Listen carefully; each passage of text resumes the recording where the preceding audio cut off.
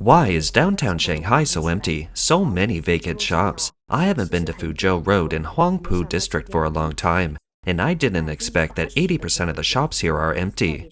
What's going on? Is it going to be demolished? It doesn't look like it. This period will pass, right? People should look forward, right? If you haven't eaten, I can go buy you some food. There are still many kind-hearted people. Is the market this bad this year? This is Yishan Road in Shanghai. Look, there are no cars on the road. Currently, China's economic downturn, shrinking employment, and rising cost of living have made life increasingly difficult for many people. The Chinese are increasingly willing to express their dissatisfaction with reality, and long-suppressed rebellious sentiments are becoming increasingly difficult to suppress. On December 22nd, a Shanghai netizen uploaded a video to Douyin. The video shows a woman walking through a subway car on Line 7, shouting, "Down with the judiciary, end the Communist Party." She then appears to begin recounting her experiences and grievances. The woman walked from the front of the train to the back, continuously expressing her heartache. 2 police officers boarded the train to try and find her, but were unable to locate her. She may have gotten off early, the uploader lamented. It's tough, really tough. Another person driven to the brink of collapse. Because the shouts of "End the Communist Party" in the video were exceptionally clear, the short clip quickly went viral online. Many mainland netizens left supportive comments. She spoke what we dared not say, a wake-up call. Salute to her. Some commented. No one in the carriage reacted. They probably all agreed with what she said.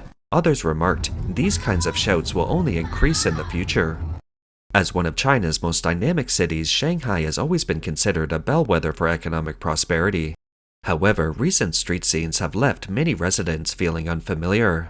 Vacant shops are appearing more frequently in shopping malls, and rows of for rent signs have appeared in once bustling neighborhoods. Small restaurants, cafes, and clothing stores are closing down after only a few months. Over the past few days, I've noticed that there are fewer and fewer people on the streets of Shanghai. I went to the city god temple today, and there were very few people there. When I came in 2018, it was so crowded. You had to wait in a long line to buy steamed buns. I'm finding that Shanghai's economy may not be as good as it used to be. I even miss my beloved Chongqing a little. What should I do? My 42-year-old husband has lost his job twice in 2 years. Should we sell our only gas car? We bought the car last year and it cost $43,000, including the Shanghai license plate. But now when we go far, we calculate the fuel cost. Even for short trips, we worry about parking fees. Parking in Shanghai is quite expensive, basically $1.40 per hour. Like last weekend, I took my daughter to the hospital for a follow-up checkup for H1N1. It's a 5-kilometer distance. Between driving, riding an electric scooter, and taking a taxi, I reluctantly chose the electric scooter. The temperature in Shanghai has dropped recently to single digits, and I was shivering while riding. The blogger said that after her husband lost her job, their spending power had decreased drastically. She and her husband both grew up in the countryside and have always hoped to provide a better life for their child. They used to occasionally drive their child to the suburbs, but now driving the car has become a luxury. One netizen commented, "When your career is going well, a car is a good thing. Maintaining it isn't a problem. However, when facing unemployment and adversity, it becomes a burden. Even if left unused, it incurs significant expenses. Selling it could recoup some money, but if that doesn't solve the problem, returning to one's hometown is the best option." The economic pressure on local families in Shanghai has doubled compared to 2 years ago. I thought that not working would ease my mindset, found the economic pressure even greater. It's mainly my own fault. 2 years ago, I impulsively used all my savings to buy a new home. After waiting for more than 2 years, I was finally able to take possession a couple of days ago. However, on the day of taking possession, I paid $2,100 in maintenance fees and property management fees. Considering the huge amount of fees to be paid later, I'm too anxious to sleep, and the quality of that new condo is also very poor. I can show you sometime. The blogger said that the reason for such immense mental stress is that various fees have been piling up since the day of taking possession. The $2,100 was paid that day alone, and the monthly property management fee is $130, totaling about $1,560 a year. He needs to buy a parking space in 2 months. The current tentative price is $30,000. When the family gets the property deed, they'll have to pay another $14,000. Doing finishes is also a huge expense. He and his wife have a budget of only $43,000. So, the known expenses for the next 3 to 5 months are already $100,000, which is a terrifying amount of financial pressure. 今天是2025年12月5号。 Today is Friday, December 5th, 2025, almost midnight. It's a sunny day, no wind or rain, and the weather is great. I made 90 orders today with a turnover of $190. Can you believe it? This is Shanghai, a fruit shop of just over 100 square meters. Annual rent is $30,000 and utilities are $4,300. I also renovated it this year. It looks quite new, costing $11,000. 花了8个 W。 The blogger said that all things considered, he spent a total of $46,000 this year, but sometimes his daily turnover is only $140, which he finds hard to accept. This might be the quietest Christmas Eve and Christmas Day in recent years. Personally, I didn't feel anything special. Maybe I'm too old to celebrate holidays anymore, but I didn't expect to stockpile inventory for all business owners, and young people wouldn't be interested either. Yesterday was Christmas, and it was also a Thursday.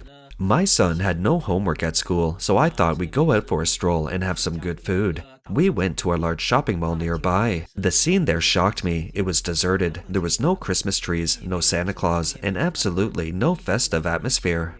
The blogger said that the restaurants in the mall were as busy as usual, and he was worried that it would be difficult to get a seat. As someone born in the 80s, he remembers how lively Christmas was when he was young. Business offered all sorts of promotions, and young people would go out in pairs. It was very lively. But now there's no festive atmosphere at all. Do you know how hard it is to earn money in Shanghai these days? Yesterday at 2 p.m., I took a taxi from Shangcheng Road in Zhoupu. As soon as I got in, the taxi driver complained. Empty car. I've been waiting for half an hour and finally got a passenger.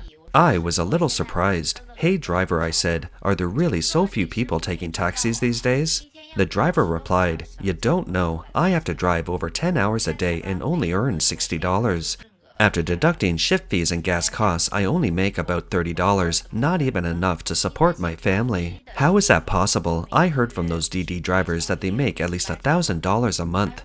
He said, who told you I could make $1,000? That era is long gone. Now I can only make $30 a day. The blogger asked the driver, since driving DD is so hard, why don't you switch to another industry? The driver smiled bitterly and said, I've been doing this for so many years, and all I know is driving. I have no other skills. What else can I do besides be a security guard? But security guards earn even less than I do now, and my child is in college, which requires money, and I don't know what to do. Let me share the real job market in Shanghai right now. Take me as an example. I was laid off in May of this year, and it's been over 6 months since then. I haven't had a single interview in over 3 months, and I'm not exaggerating when I say I haven't received a single interview invitation. And this is despite me spending 2 to 3 hours a day intensively browsing job postings and submitting 5 to 6 resumes daily. You apply to small companies and they don't review. You apply to big companies and they don't respond either. It's the same with high-paying positions and low-paying ones. They just don't reply. You have no idea if it's a dead job or what.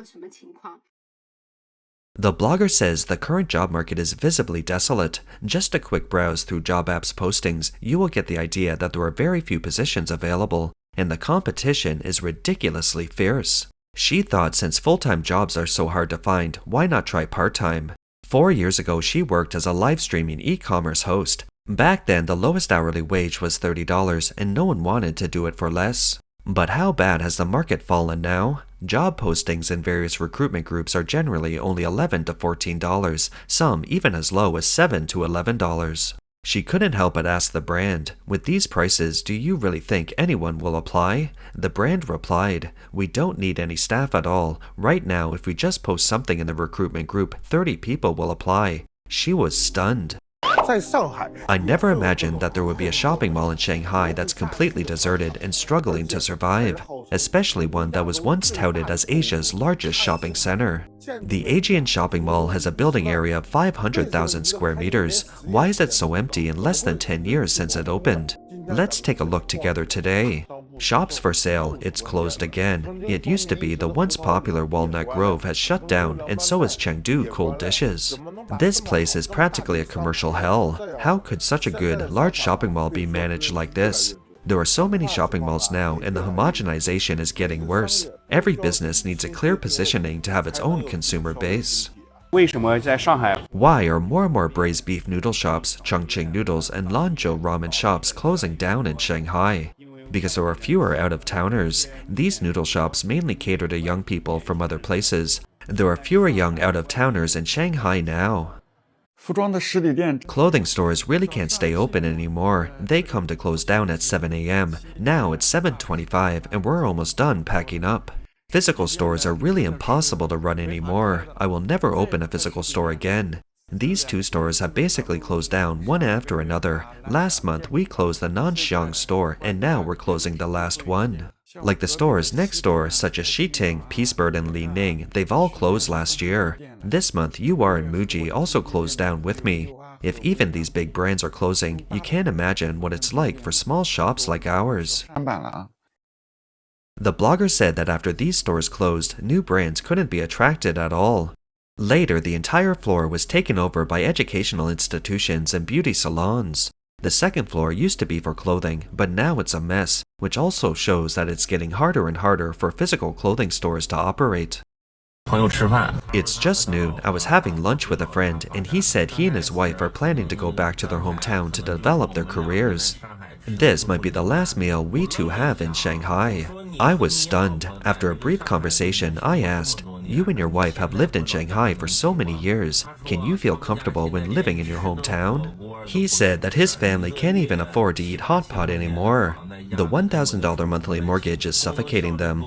Work efficiency is low and wages are decreasing instead of increasing. They're still constantly worried about being laid off. They want to sell the home, but prices are dropping every day. Even if someone buys it, they might have to pay the bank several million more RMB. The blogger said that people online are constantly accusing ordinary people of maliciously not spending, but that's not the reality. It's not that people don't want to spend money, it's that most people have no money left. Many people are burdened with mortgages, and after paying off the loan and deducting household expenses, they basically have nothing left. This is the most realistic state of life right now. Where have all the people in Shanghai gone? Do you think there are fewer people in Shanghai? The malls are empty, the streets are empty, nobody everywhere. Can someone analyze where everyone has gone? Did they go back to the countryside to retire, or did they settle abroad? Here's a very failed case of physical investment. Where is this? In a prime location in Shanghai. Because it's one of the gates of Yu Garden, a must-see for tourists. The surrounding small shops were doing quite well, selling various small commodities. I don't know who invested in it, but it's been going on for over half a year.